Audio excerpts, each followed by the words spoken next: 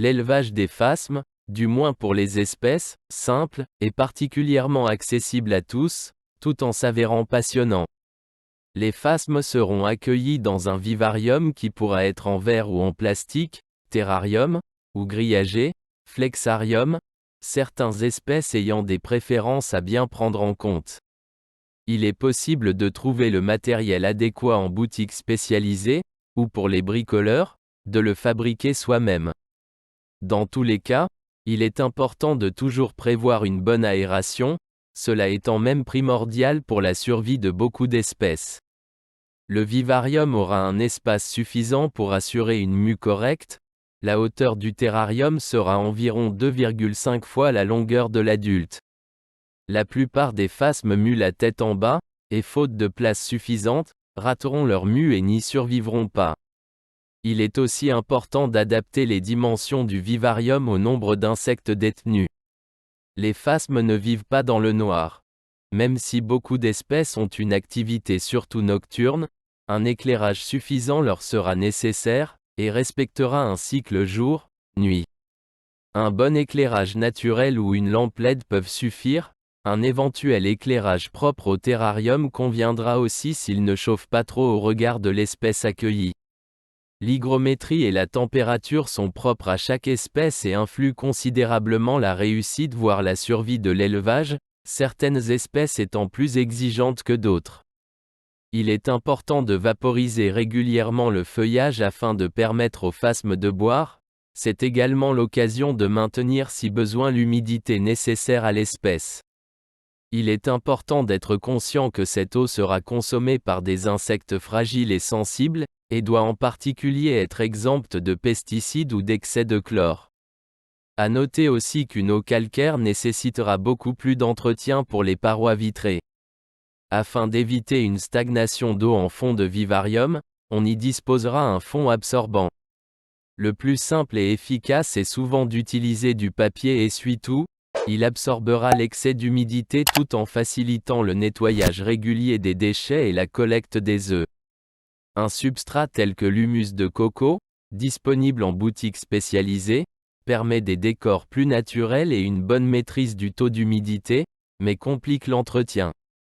À noter que chez certaines espèces, un substrat de ponte de quelques centimètres est nécessaire.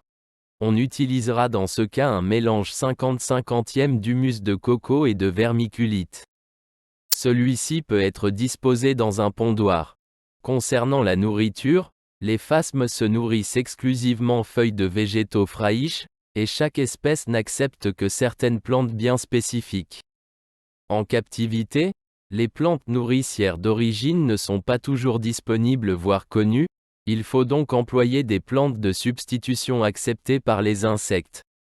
La nourriture la plus souvent acceptée sont les feuilles de ronces, de chêne ou de troène.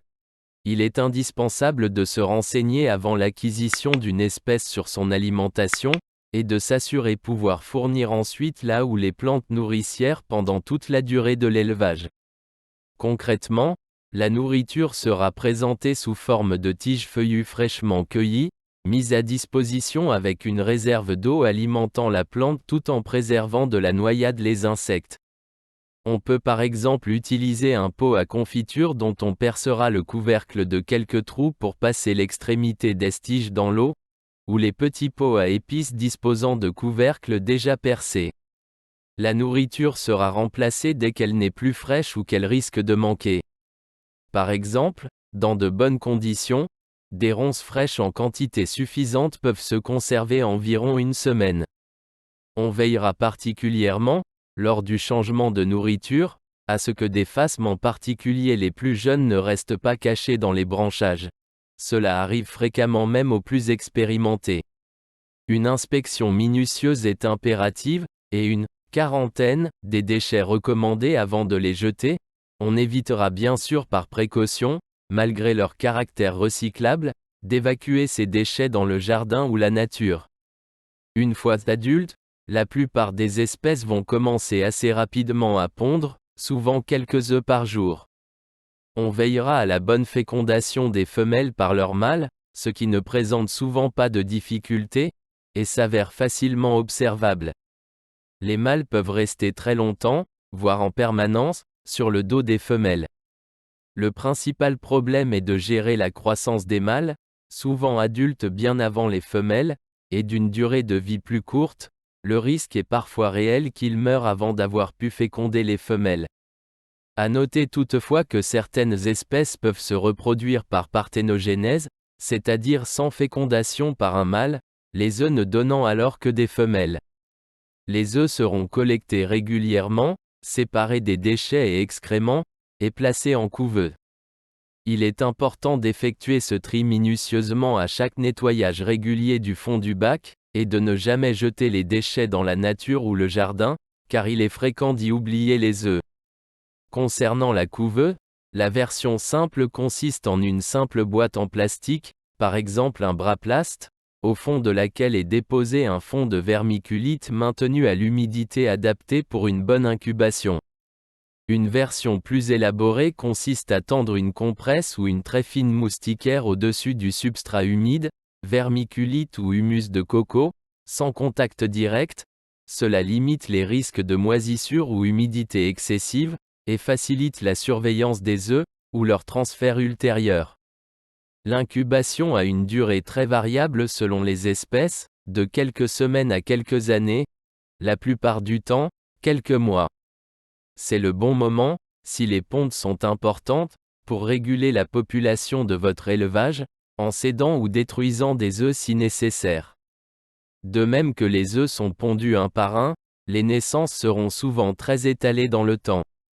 Dès celles-ci, les jeunes phasmes sont transférés dans un vivarium tel que décrit plus haut, qui peut bien sûr être celui auparavant occupé par leurs parents, ou bien un autre adapté à la taille des jeunes phasmes. Dans ce cas, ils devront être transférés dans une boîte plus grande en grandissant. Et nous voilà repartis pour un tour chez la plupart des espèces. Il est envisageable de faire cohabiter adultes et jeunes, sous réserve de place suffisante.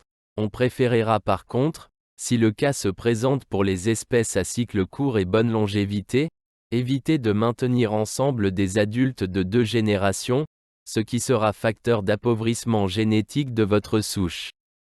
Les cohabitations entre espèces sont parfois possibles, mais pas toujours bien acceptées. Elles doivent être réservées à des espèces de genres différents, pour éviter tout risque d'hybridation.